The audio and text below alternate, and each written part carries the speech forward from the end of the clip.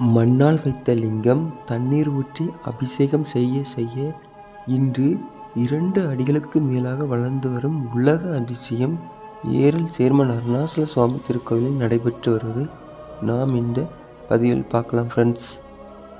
இந்த ஃபோட்டோவை பார்த்த உடனே உங்களுக்கு தெரிஞ்சிருக்கும் சுவாமிகள் எப்படி லிங்க வடிவில் வளர்ந்து வராங்கன்று. 1908ஆம் ஆண்டு ஜூலை 28ஆம் தேதி செவ்வாய்க்கிழமை அன்று பகல் 12 மணி அளவிற்கு சுவாமிகள் இறைவனடி சேர்ந்தார்கள்.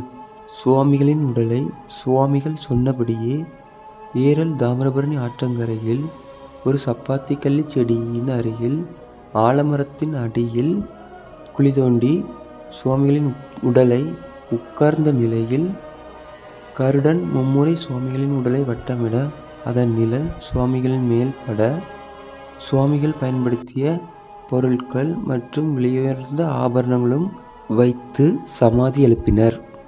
சமாதியில் விலையுயர்ந்த ஆபரணங்கள் இருப்பதை அறிந்த திருடர்கள் சமாதியை வந்து எடுத்து செல்ல முயன்றனர். அப்போது கடப்பார கம்பியை வைத்து தோண்டும்போது அந்த இடத்திற்கு பாம்புகள் வந்தன. உடனே திருடர்கள் பயந்து ஓடினர்.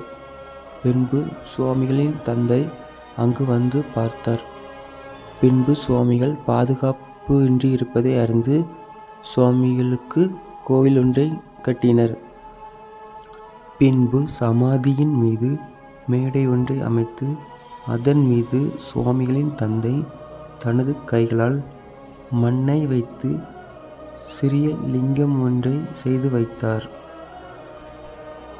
சுவாமிகள் உயிரோடு இருக்கும் காலத்தில் தோல் அரிப்பு நோயால் பாதிக்கப்பட்ட பெண் ஒருவர் சுவாமிகளிடம் பார்வை பார்த்து வந்தார்.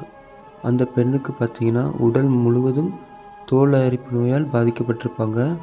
அவங்க நிறைய இடத்துல மருத்துவம் பார்த்து வந்தாங்க. ஆனால் அவர்களை யாராலும் காப்பாற்ற முடியாது என்று கைவிட்டனர். அனைவரும் கைவிட்ட நிலையில் அந்த பெண் சேர்மன் அருணாசல சுவாமிகளிடம் 2 முறை பார்வை பார்த்து வந்தார்கள். அவர்களின் தோலரிப்பு நோயானது சிறிதளவு குறைய தொடங்கியது. பின்பு 3வது முறை பார்வை பார்க்க செல்லும்போது சுவாமிகள் இறந்த செய்தியை கேட்டு சுவாமிகளின் சமாதி சென்று அழுது புலம்பினார். சேர்மன் ஐயா, தாங்கள் எனது நோயை குணப்படுத்தவில்லை என்றால் தங்களது திருச்சமாதியிலேயே என்னுடைய உயிரை விட்டு விடுவேன் என்று அந்த பெண் கண்ணீர் விட்டு அழுது புலம்பினார். பின்பு சுவாமிகள் அந்த பெண்ணின் கனவில் சென்று காட்சி தந்து, மகளே, நீ கலங்காதே, நாளை காலை எனது தாமிரபரணி ஆற்றில் நீராடி 1 குடம் தண்ணீர் எடுத்து எனது திருச்சமாதியை 3 முறை சுற்றி வந்து தீர்த்த நீரை புற்றுமருந்தில் என்னும் நிலக்காப்பு சந்தனத்தில் திருநீருடன் கரைத்து குடித்து உடம்பு மீது பூசிவா, உனது தோலரிப்பு நோயானது குணமாகிவிடும் என்று சொன்னார். பின்பு சுவாமிகள் சொன்னபடியே சுவாமிகள் சொன்ன இடத்தில் அந்த பெண் அந்த புற்று மருந்து என்னும் நிலக்காப்பு சந்தனத்தை கண்டறிந்தார். பின்பு சுவாமிகள் சொன்னபடியே கரைத்து குடித்து உடம்பு மீது பூசி வர அந்த தோலரிப்பு நோயானது முற்றிலும் குணமடைந்தது. அந்த பெண்ணும் மட்டும் இல்லை, சுற்றியிருந்த ஊரே ஆச்சரியப்பட்டது. அந்த பெண்ணுக்கு அந்த நோய் வந்த அடையாளமே தெரியாமல் போனது. அந்தளவுக்கு உடம்பில் ஒரு சிறிய தழும்பு கூட இல்லாமல் மாறிவிட்டது. சுவாமியின் புகழ் பின்பு அந்த இடம் முழுவதும் பரவியது.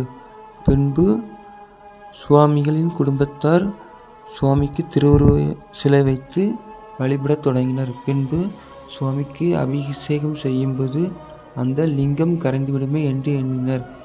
லிங்கம் கரைந்தால் நாம் வேறு லிங்கம் கல்லால் செய்து வைக்கலாம் என்று எண்ணினர். ஆனால் அங்குதான் அதிசயம் நிகழ்ந்தது. சுவாமிக்கு அபிஷேகம் செய்ய செய்ய அந்த மணல் லிங்கமானது கரையாமல் நாளுக்கு நாளுக்கு வளர்ந்து வந்து இன்று கிட்டத்தட்ட 2 அடிக்கு மேலாக வளர்ந்து வருகிறது. பஞ்சலிங்கங்களாக ஏரல் சேர்மன் அருணாசல சுவாமிகள் காட்சி தருகிறார். மண்ணால் அமைக்கப்பட்ட லிங்கம் மண்லிங்கமாகவும், மண்லிங்கமானது தண்ணீர் ஊற்ற ஊற்ற கரையாமல் வளர்ந்து வருகிறதால் நீர்லிங்கமாகவும், மேடையின் மீதே அமர்ந்து உள்ளதால் ஆகாய லிங்கமாகவும், பூஜையின் போது கற்பூர தீப தரிசனத்தின் போது நெருப்பு கோலத்தில் லிங்கம் காட்சி தருவதால் அக்னி லிங்கமாகவும், காற்றில்லாமல் நெருப்பு எரியாது என்பதால் வாயு லிங்கமாகவும், இப்படி சேர்மன் அருணாசல சுவாமிகள் பஞ்சலிங்கங்களாக காட்சி தருகிறார். அரியும் சிவனும் ஒன்று என்ற அவதாரத்தில் தோன்றிய கடவுள் சேர்மன் அருணாசல சுவாமிகள். அதனால் கோவிலின் வலப்புறம் உள்ள அரசமரத்தடியில் முதற் கடவுளான விநாயகரும் வந்து அமர்ந்தார்.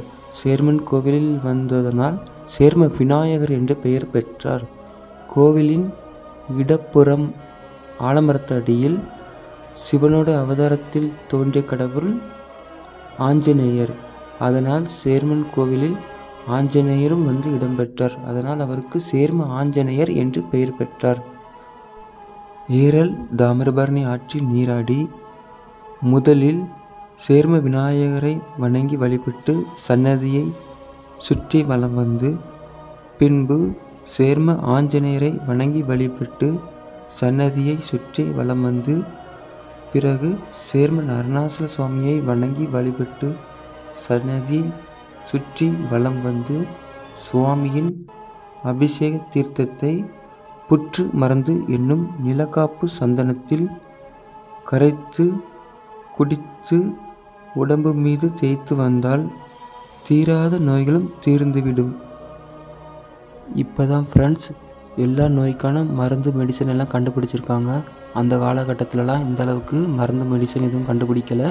அதே மாதிரி ஹாஸ்பிட்டலும் அந்தளவுக்கு கிடையாது. அப்போது உள்ள காலகட்டத்தில் அந்த பக்தர்கள்லாம் சேர்மன் அருணாசல சுவாமியை வணங்கி வழிபட்டு வந்தனர். தீராத நோய் என்று வருபவர்கள், மன நோயால் பாதிக்கப்பட்டவர்கள், குடும்ப பிரச்சனைகள், இப்படி பல கஷ்டங்களையும் சேர்மன் அருணாசல சுவாமிகள் தீர்த்து வைத்தாங்க. சுவாமியின் அபிஷேக நீரை சந்தனத்தில் கரைத்து குடித்து வந்தால் தீராத நோய்களும் தீர்ந்துவிடும். சுவாமிகளின் அருளால் இன்று பல குடும்பங்கள் வாழ்ந்து வருகின்றனர். நிறைய பேர் வெளியூர்களில், வெளிநாடுகளில் தங்களது குடும்பத்துடன் வாழ்ந்து வருகின்றனர். சேர்மன் அருணாசல சுவாமியை மாதம் மாதம் வந்து வணங்கி செல்கின்றனர். மாதம் மாதம் வர முடியாதவர்கள் ஆண்டுக்கு ஒரு முறையாவது சேர்மன் அருணாசல சுவாமியை வணங்கி வழிபட்டு சென்று வருகின்றனர். சில பக்தர்கள் சுவாமியின் பிடிமண்ணை அவர்கள் சொந்த ஊரில் வைத்து சுவாமிக்கு கோவில் கட்டி வழிபட்டு வருகின்றனர். அப்படி சுவாமியின் கோவில்கள் திருச்சி மாவட்டம் ஸ்ரீரங்கம், தென்காசி, ஆலங்குளம், மாவடி, பரப்பாடி, சவளைக்காரன்குளம், விஜய அச்சம்பாடு, கீழப்பண்டாரபுரம், இப்படி பல ஊர்களில் ஏரல் சேர்மன் அருணாசல சுவாமிகள் ஆலயம் அமைத்து தன்னை நம்பி வரக்கூடிய பக்தர்களை வாழ வைத்து வராங்க. இன்னும் நாம் சேர்மன் அருணாசல சுவாமிகளை பற்றி பேசிக்கொண்டே இருந்தால் பேசிக்கொண்டே தான் ஃப்ரெண்ட்ஸ் இருக்க தோணிக்கொண்டே இருக்கும். நாம் மீண்டும் மீண்டும் அடுத்தடுத்த வீடியோக்களில் சேர்மன் அருணாசல சுவாமிகளை பற்றி தொடர்ந்து சந்தித்து கொண்டே இருப்போம் ஃப்ரெண்ட்ஸ்.